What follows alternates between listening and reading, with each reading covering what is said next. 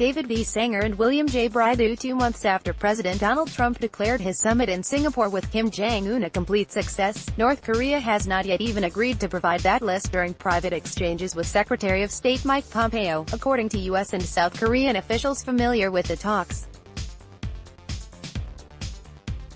NYT News Service, August 11, 2018, 22:22. ISTNorth Korea has not yet provided the list of its atomic weapons stockpiles and nuclear production facilities. It insists that the U.S. declare that the Korean War is over before providing a detailed disclosure. John Bolton, Trump's NSA, said, "North Korea has not taken the steps we feel are necessary to denuclearize Washington. North Korea is insisting that the United States declare that the Korean War is over before providing a detailed, written disclosure of all its atomic weapons stockpiles, its nuclear production facilities and its missiles as a first major step toward denuclearization."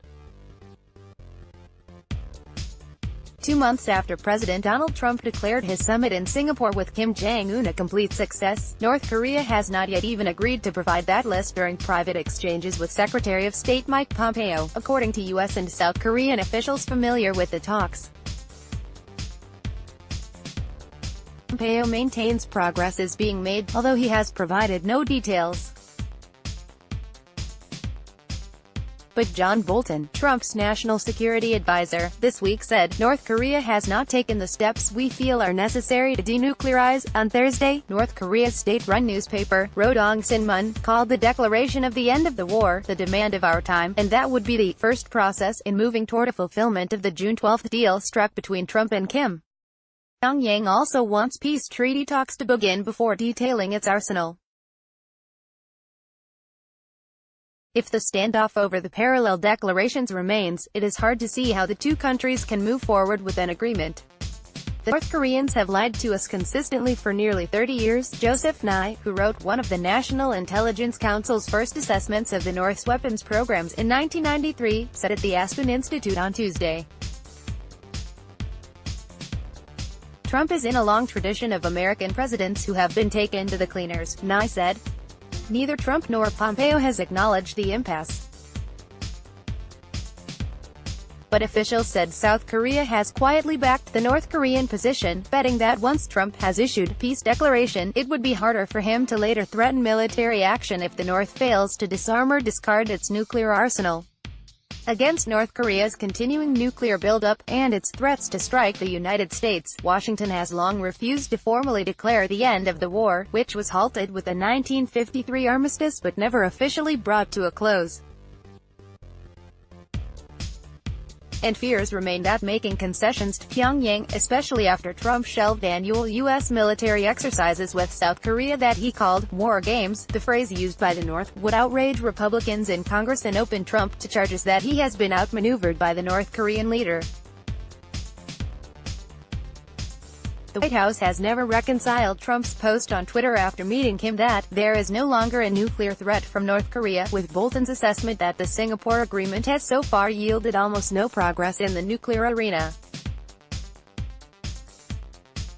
That view is shared by many in Congress and the U.S. intelligence agencies. For Trump and Pompeo, much rides on how this standoff is resolved, or whether it results in the collapse of what the president called his determination to solve the nuclear crisis. Pompeo has told associates that he believes his tenure as Secretary of State will be judged largely on how he handles the negotiations. In recent weeks he has softened some of his statements toward North Korea, saying the United States is open to a step-by-step approach that most officials had previously rejected. The ultimate timeline for denuclearization will be set by Chairman Kim, Pompeo said last week, a stark contrast to Trump's statements last year that North Korea should give up its weapons rapidly, or face tremendous, if unspecified, consequences. Challenged about the lack of progress so far, officials at the White House and State Department pointed to 3 developments as signs that the strategy with North Korea is advancing. They noted that North Korea has not conducted a missile or nuclear test since November. Since the Singapore summit, Pyongyang has returned the remains of about 55 Americans killed in the Korean War, which appear genuine, a goodwill gesture though one unrelated to the nuclear program. and satellite evidence suggests North Korea has begun dismantling a test site where it has developed missile technologies and launched space satellite missions. Experts cautioned, however, that all the steps taken so far are easily reversible, much as North Korea rebuilt a nuclear reactor after blowing up its cooling tower on television at the end of the George W. Bush administration. "I had low expectations about Singapore, which have been more than met," said Christopher Hill, who negotiated the accord that resulted in the blowing up of the reactor cooling tower. He noted that the agreement that Trump struck with Kim did not go beyond commitments the North had made to Presidents Bill Clinton and Bush. But Trump has retained his enthusiastic tone, apparently convinced he can persuade Kim to give up his weapons as long as the personal line remains open between the two leaders. Pompeo has begun talking about keeping up sanctions pressure. But Trump has said little about his earlier promises of maximum pressure against Pyongyang, recently shifting his sanctions threats for Iran, which, unlike North Korea, has no nuclear weapons. North Korea is continuing to advance its nuclear and missile capability, although in less dramatic and visible ways than last year's missile tests. Over the past 2 months, the North has expanded several significant programs critical to its continued production of nuclear material and the expansion of its nuclear stockpile. While there is no agreement on how many nuclear weapons North Korea now owns, the CIA's official estimate of around 20, issued when Trump came to office, is creeping up, officials said. Current estimates are closer to 40. The Defense Intelligence Agency uses a larger figure of 60, but that assumes highly efficient production capabilities, which many experts doubt. The wide variance in weapons estimates underscores the problem of knowing whether North Korea is actually giving up its arsenal. The declared listing of its current stockpiles and production facilities is meant as a critical first step, so that U.S. intelligence agencies can compare it to their findings, and then challenge the North Koreans if they have not revealed suspected sites. But the North Koreans have many reasons to balk at providing the declaration. They fear that once they identify locations of key facilities, the United States will use that information to target any preemptive strikes in the future.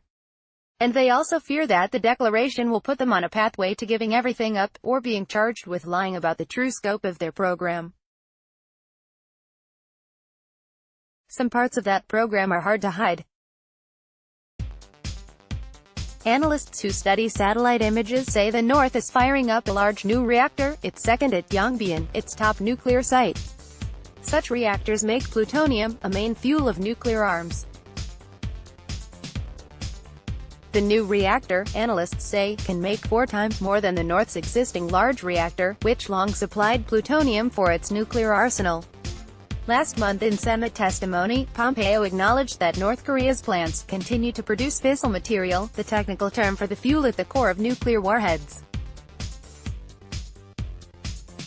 Separately, U.S. intelligence officials have found that the North is continuing to make long-range missiles at a sprawling manufacturing site just north of Pyongyang, according to news reports.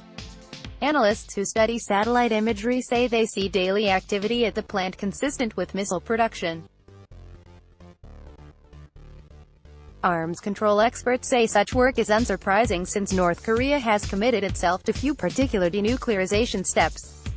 Stopping activity unilaterally, the experts say, would undermine its leverage in any coming arms negotiations.